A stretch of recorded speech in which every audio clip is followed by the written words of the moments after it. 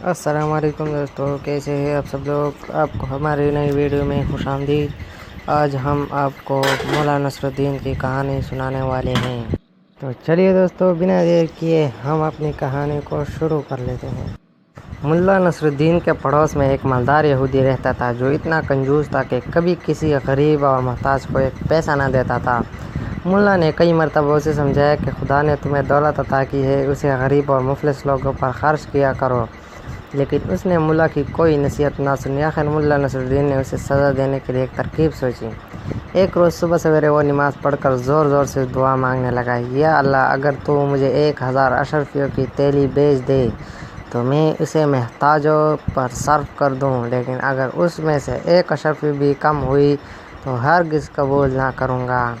यहूदी ने यह दुआ सुनी तो सोचा कि मुल्ला बड़ा ईमानदार बनता है, उसकी ईमानदारी आजमानी चाहिए। ये सोचकर उसने तेली में 999 अशरफियाँ भरी और इस वक्त जबकि मुल्ला नसरुद्दीन दुआ मांग रहा था, अशरफियों से भरी हुई तेली उसके सहन में फेंक दी।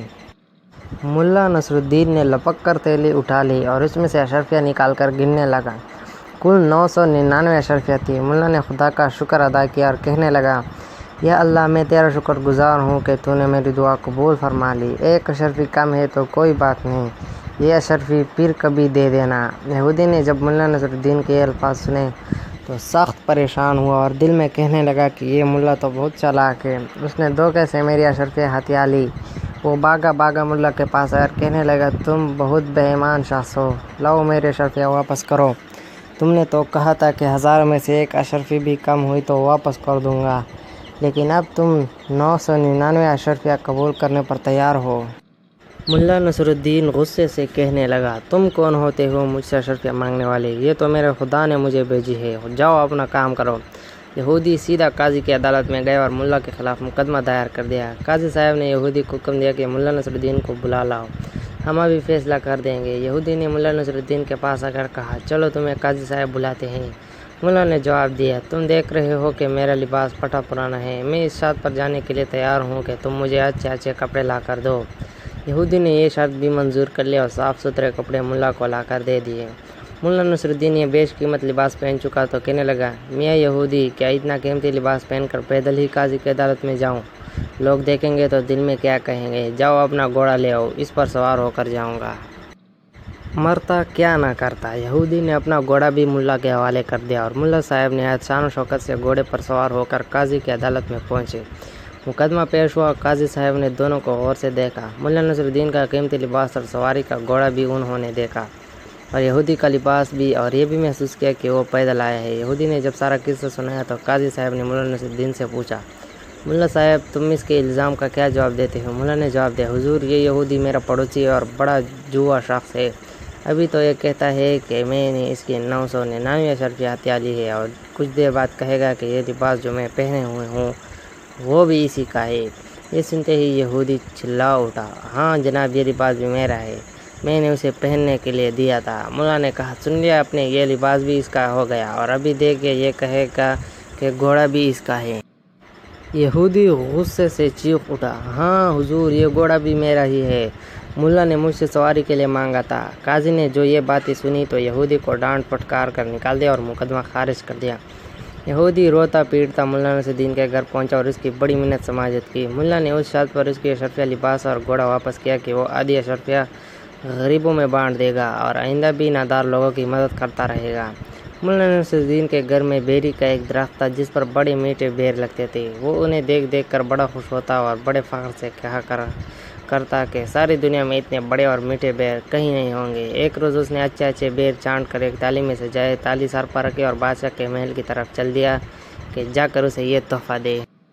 रास्ते में बेरों ने ताली के ऊपर लुढ़कना और नाचना शुरू कर दिया।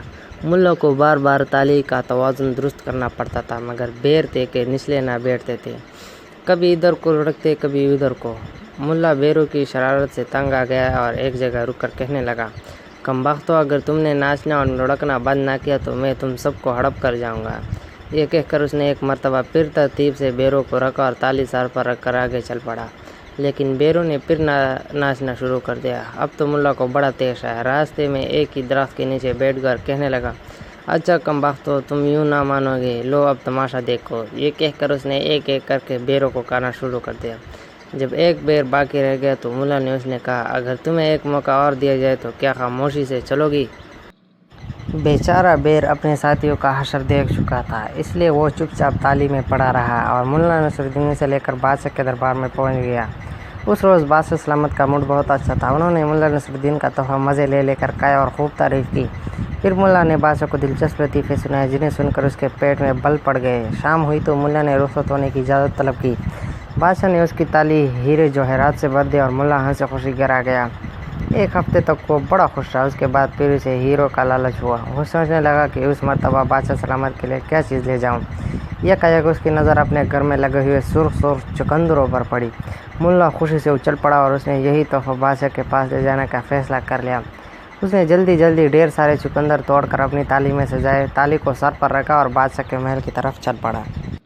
راستے میں ایک دوست ملا جس کا نام حسن تھا۔ اس نے پوچھا، ملا صاحب اتنے شاندار چقندر تم کس کے لیے لے جا رہے ہو؟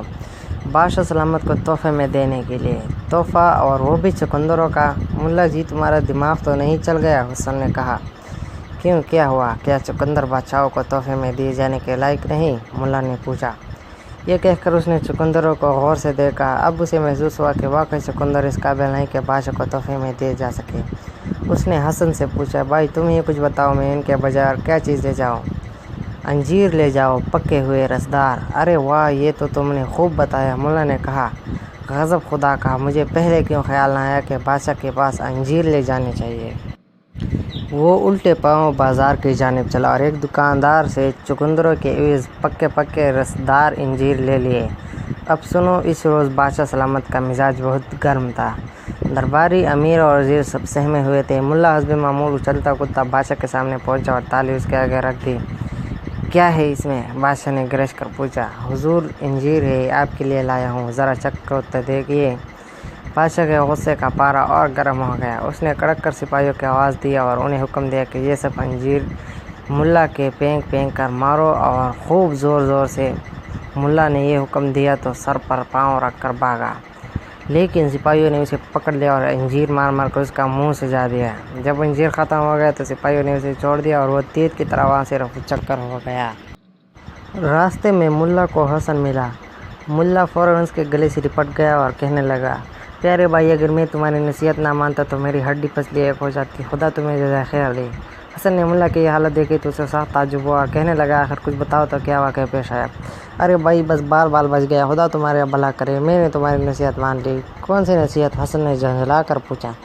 ارے بھائی، وہی چقندروں کے بجائے انجیر لے جانے کی۔ اوہ خدایا، اگر میں وہ بڑے لوہے جیسے 7 چقندر لے جاتا اور بادشاہ کے سپاہی وہ مجھ پر پھینکتے تو سچ مانو میرا تو کچھ عمر ہی نکل جاتا۔ خدا کا لاکھ شکر ہے کہ میں نے تمہاری رائے پر عمل کیا، ورنہ چقندر، توبہ۔ پیارے بھائی، اللہ تمہیں اس کا اجر دے۔